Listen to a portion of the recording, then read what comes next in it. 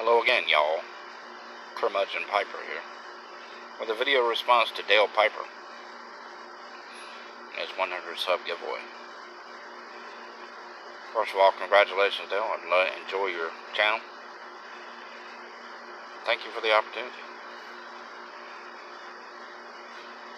Your question was for us to name the most unforgettable person we've ever met and why. By the way, I'm smoking the Sherlock Holmes Meerschaum with Founding Fathers, which I thought was appropriate since one of your items that you're giving away is a Sherlock Holmes magnifying glass. That's pretty cool. So, the most unforgettable person I've ever met.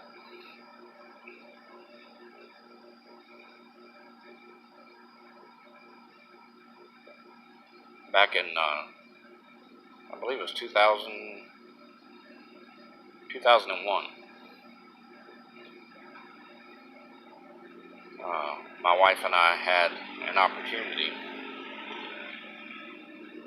to meet Mickey Rooney,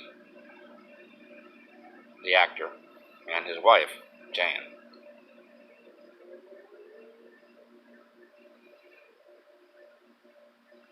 He was in town doing they did a show together, a one-man, one-lady show, I guess, where he did singing and told stories of his career, his movies with Judy Garland.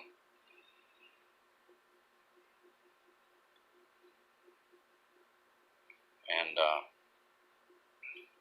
we had a friend who was gracious enough to not only give us tickets to the show itself, but to a meet and greet ahead of time.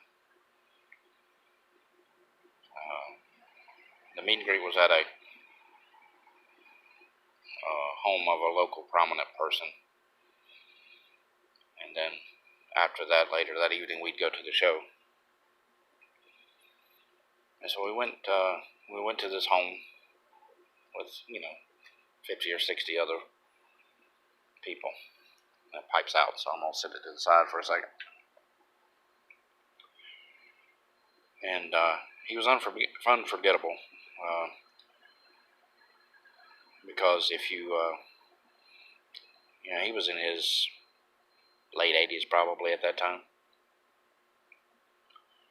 and if you want to meet the epitome of a curmudgeon, Mickey Rooney was it.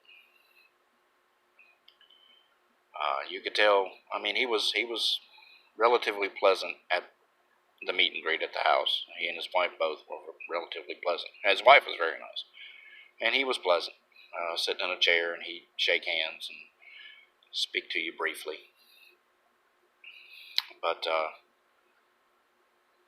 later that evening, you'd go to the show, and then after the show, they had CDs of some of their songs that they performed together. So we had purchased a CD, and they would meet with you after the show to sign, and talk to you some more.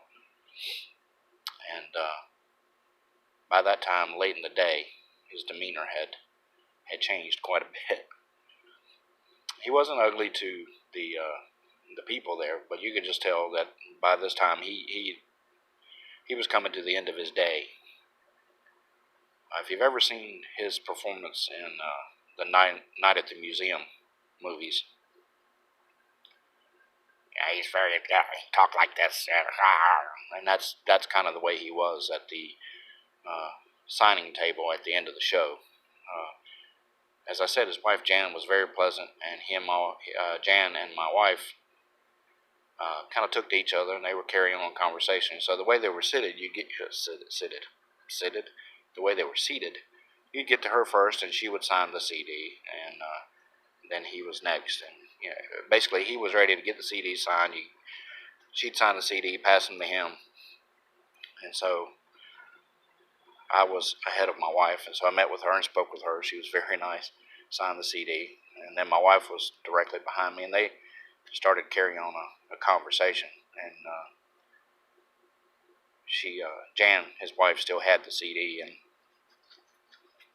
he's sitting next to her, waiting for her to passed the CD on to him so he could sign it. And she wants to carry on a conversation with my wife. Well, he just wasn't having that. Could you hurry up?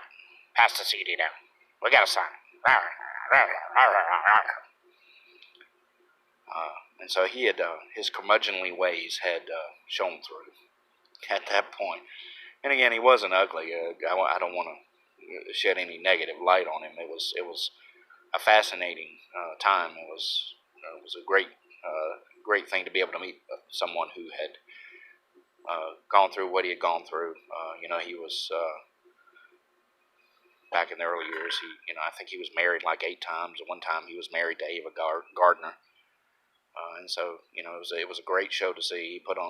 They both put on a great show, but it was unforgettable simply because, by the end of that evening, he had pretty much had enough.